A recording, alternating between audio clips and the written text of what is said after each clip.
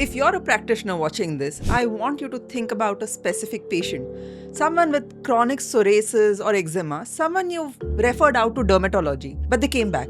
Maybe with a stronger steroid cream, maybe with some additional medicines, and the condition is still there. And you felt something that you didn't say out aloud.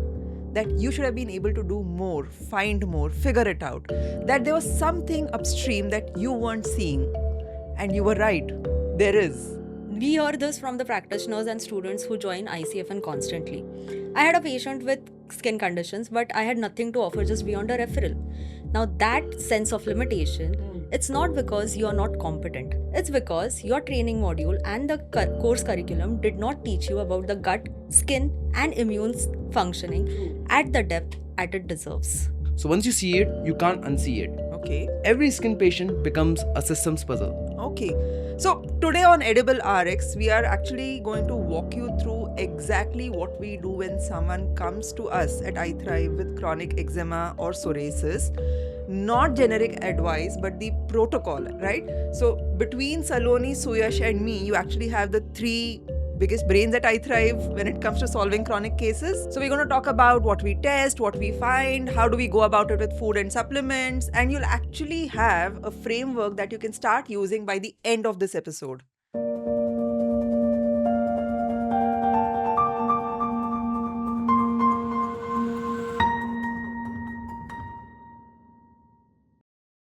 Now, here's the clinical picture your dermatology textbook doesn't show you, right?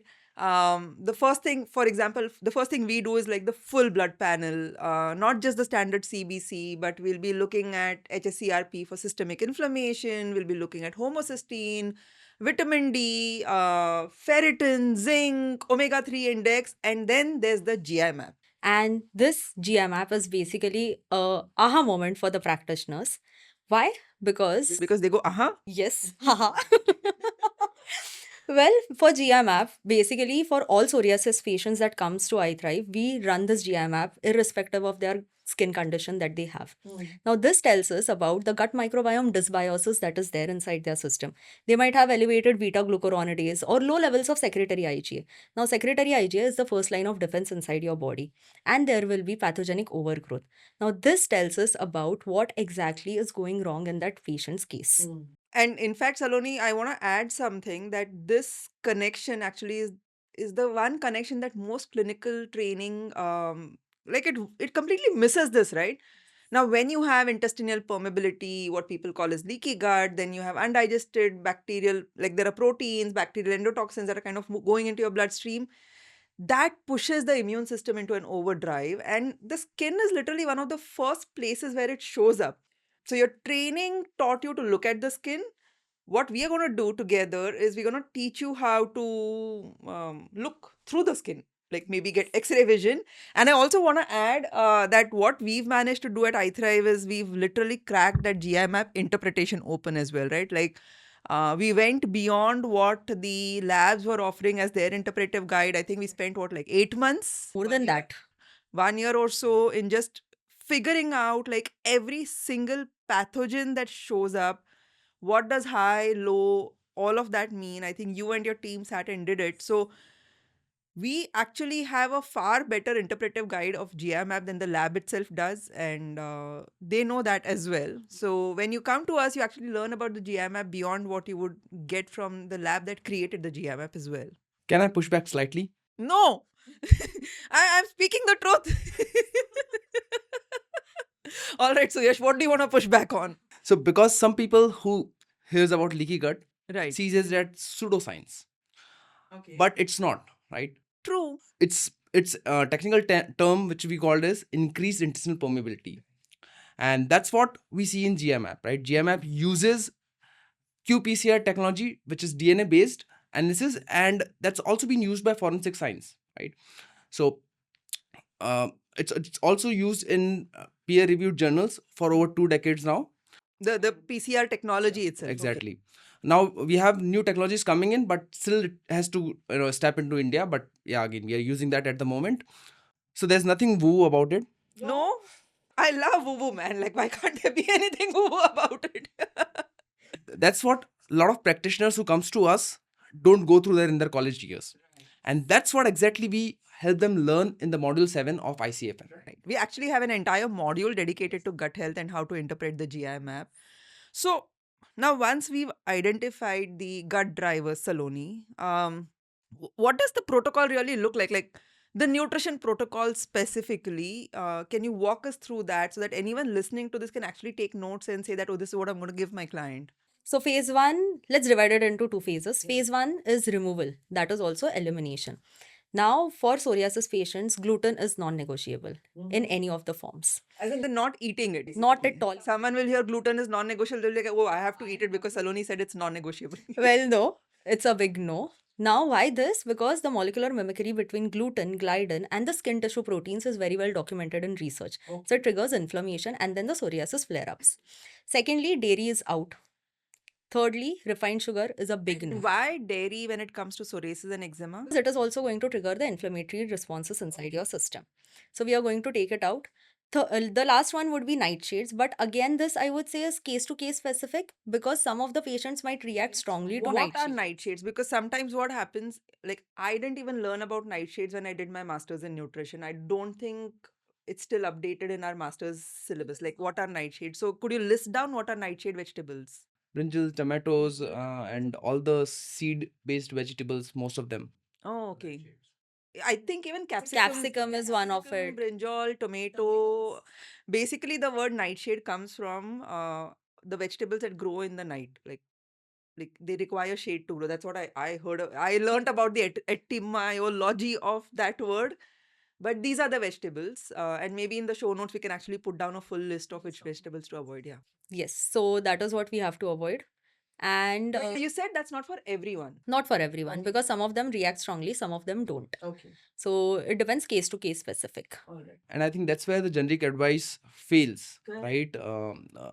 Because if you see online, it's shown that nightshade should be avoided for all psoriasis client, but not, right? Yes, that's exactly right, Suyash. And this is what separates a trained functional nutritionist from a normal nutritionist who's just going through the nutrition block.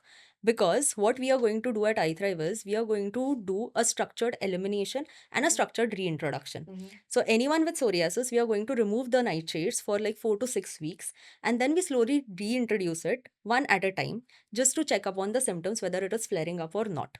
If it is not, then it's a good thing. If it is flaring up, that means it is not suited to that particular patient. Right. That's the bio individuality. That is what we work at iThrive That's with. how we check with every body, right? Because what I'm also like now coming to the conclusion that all clinical trials are run at a clinical level and that's giving you mass data. But what might work for one person's body is very unique. So it's always n is equal to 1.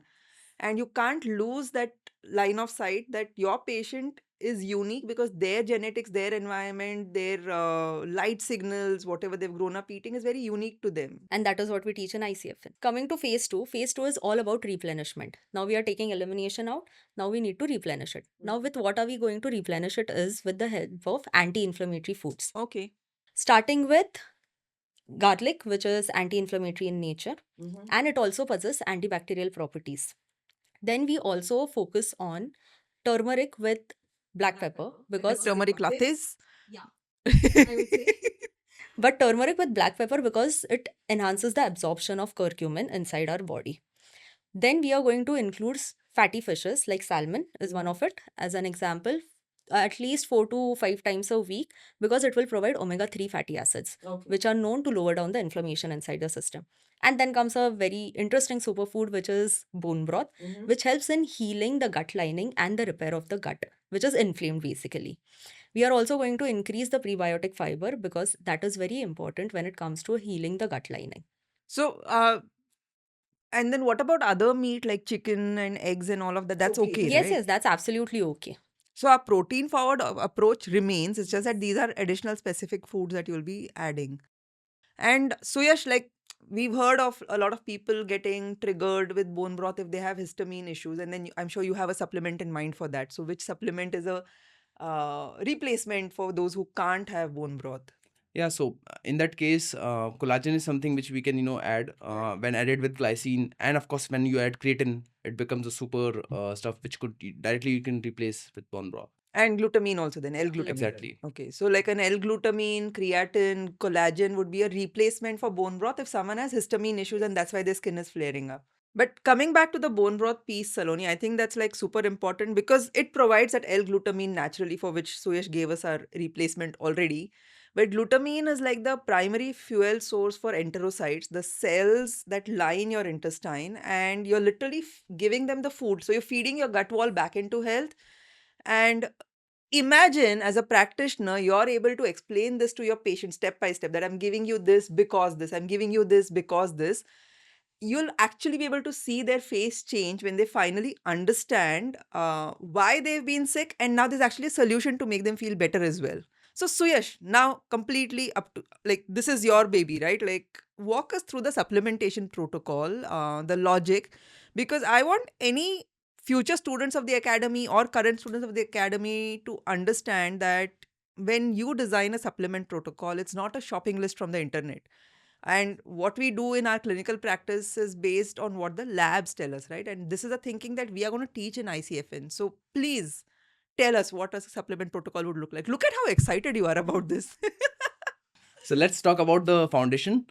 When we start with L-glutamine, ideally you should be taking between 5 to 15 grams of the dose in divided dosing throughout the day for improving intestinal permeability and also repairing the gut lining. Second most common foundational nutrient which come across is zinc L-carnosine. Zinc L-carnosine has a specific affinity towards the gut lining, so there are a lot of research papers on it that it also helps with improving leaky gut or the intestinal permeability which we are talking about. Then we have phospholipid colostrum. Phospholipid colostrum, is it? Okay. So when you combine phospholipids with colostrum, it becomes highly bioavailable. Wow. Colostrum on its own is not that readily bioavailable. That's why you'll find colostrum with milk, right? That's the first thing, right? So either phospholipid colostrum, but for people who have very, very sensitive gut and they're not able to tolerate a little bit of dairy, in that case, you can use Mega IgG by Microbiome Labs. That's the bovine-derived immunoglobulins antibodies, which are also prevents damage to the gut lining. And we have seen this specifically in the GMAP reports, right? For people who have low secretory IgA, this is the first line of addition we do in their supplement protocol. Then, not to forget specific probiotic strains, which helps in improving intestinal permeability. So first, let's talk about children. There's a specific strain called Lactobacillus rhamnosus GG, which is known to improve leaky gut in children. Yep. In adult, there is a combination of Bifidobacterium longum 35624 strain and BB536 with Lactobacillus rhamnosus HN001 strain. When you combine all of these, that also has been shown to improve leaky gut in adults. And there's a very good science about Saccharomyces boulardii, CNCM I745 strain. That's a specific biocotin. You sound like a I don't know, like a machine reading of like strains. But yeah, go ahead. Sorry. So that strain specifically is again known to improve leaky gut, and you get it here in India, sold as Econom. That like OTC, that's like not even 15-20 rupees. Like, That's the only pharmaceutical brand which is selling that strain, right? So these are specific strain which helps with improving leaky gut as well. But Suyash, why not a standard probiotic that we get, like the lactobacillus strain? so if economy can buy OTC, then why not like a regular lactobacillus? So now we know that the gut microbiome science is evolving evolving, and so is the probiotic selection as well. Now we know there is a lot of clinical scientific evidence for specific strains, right? And that's what you need to match. When you shoot a dart in the space without an aim, it will fall nowhere, right? It is similar with the probiotic Yes, I strains know as many well. men like that. That's getting personal. So that's we need to avoid here when we're talking about probiotics. We need to choose specific probiotic strains known to improve that disease or dysfunction, not any lactobacillus strain specifically without any strain number. Strain number should be mentioned over there. And let's talk about now how to address systemic inflammation. So when we're talking about inflammation, the best thing which comes in my mind is omega-3s, right? Not any omega-3s, you want to dose it therapeutically. So EPA, DHA in combined forms at 2 to 3 grams per day. That's अपने इसमें है क्या? yes. Oh yeah, okay. There. Only thing is you'll have to take maybe around 4 capsules, 4 soft that you'll be able to do that, right? So not total fish oil. Very important to note. I'm talking about EPA, DHA combined 2 to 3 grams, not total fish oil. Okay. So that's one. Second is vitamin D3 with K2. You need to dose it based on the blood levels. Then not the RD, of course, because that won't increase the blood levels. The third thing is for a lot of psoriasis clients, we see their vitamin D levels below 20 ng per ml, right? And the aim is to get them between 50 to 60 based on our optimal doses, optimal ranges, right? So yeah. All right. I want to go back. You said something about you said many numbers about all possible probiotic strains. It was number after number. But I just want to ask you about iThrive probiotic because we have our own now. And you said it's changed recently. I remember you telling me that. So what's changed there? So what we have done is we have completely revised our probiotic formulation, and I've been diving deep into last 3 to 6 months in the science of gut microbiome, and I got to know a lot of things, a lot of different strains, which are actually more better than only using lactobacillus without a strain number, right? So what we have done is we have added specific strains which is known, which has evidence to improve our gut So the microbiome. now new probiotic actually has specific strains like Yes, the exactly. numbers you were rattling off. Yep. So when you Google that number, you'll find the researches for them direct. Are you serious? Yeah. A lot of marketing, a lot of brands. What they do is they will be using other researchers strain based on those strains in a regular lactobacillus species. Or like a piggyback kind of a Yeah, thing. But now you've gone specific. Specific strains is what you need to look for, not only in the iThrive probiotic, but in any probiotic you're picking, you need to look for the specific strain number, right? And that's not all. We have also added two really good prebiotic fibers in our In that. probiotic. Yep. And Saloni was talking of prebiotic fiber from food also. So the capsule also is going to give that. Yes. So before we had inulin FOS, which is a very normal prebiotic fiber, but now we have added is Levox, which is a prebiotic fiber, patented prebiotic fiber derived from non-GMO golden kiwi fruit derived from New Zealand. Where do you go and find all these? I am surprised. Interesting. कोई So तो yeah, golden kiwi fruit में ये prebiotic है उसको ढूंढ के जाके लाके डाले No, न्यूजीलैंड in से fact, that's not all. There are researches which is indicating that helps in improving F. persistence, which produces short chain fatty right, and acids. that's like usually low in the GI map of Exactly, people. and also Akkermansia, right? These two specific strains, right? And that also helps in improving gut motility. So great for IBS, great for constipation people. Then second prebiotic is pomegranate peel powder, which is for bad microbes over there, right? So for all the bad microbes, we can use that for killing them, and it also acts as a fuel for certain bacteria to produce urolithin A. The way you talk no is how other people talk about their children कि ये मेरा ना ये पढ़ रहा है 10वीं में इतने मार्क्स आए like that you talk. So that urolithin A is, we know that now it is helpful in mitochondrial health, right? A big time. So yeah, that's about probiotics. That's Suyash basically about talking the one thing that he talking about the one thing that he loves, supplements. He can I think sit here and talk for the next 10 hours with this much energy only. But what I want any future ICFN student to understand is that when you do supplements, the dosing is never arbitrary, right? It's never random. It's never just reading the label and giving something. It's mapped to the labs and every number has a reason. And that's the difference between a functional nutrition based supplementation protocol or a functional medicine based supplementation protocol and supplement guessing, which is what most people do. Lelo. Yeah. So, Yash, anything else you want to add? Lastly, talking about GI map, we also find a lot of different microbes like H. pylori, parasites, even Candida coming positives, right? So we want to add specific botanicals to target those microbes. Now, those botanicals could be anything like from berberine, oregano oil to monolaurin to andrographies. It would depend upon what kind of pathogen is there, right? All of those things would be interventional, which would be used in a phase-wise manner. Nothing is you need to take it for long term. So maybe 2 months or 3 months, and then we taper it. Taper it down. Okay. And this is what I want everyone to sit with.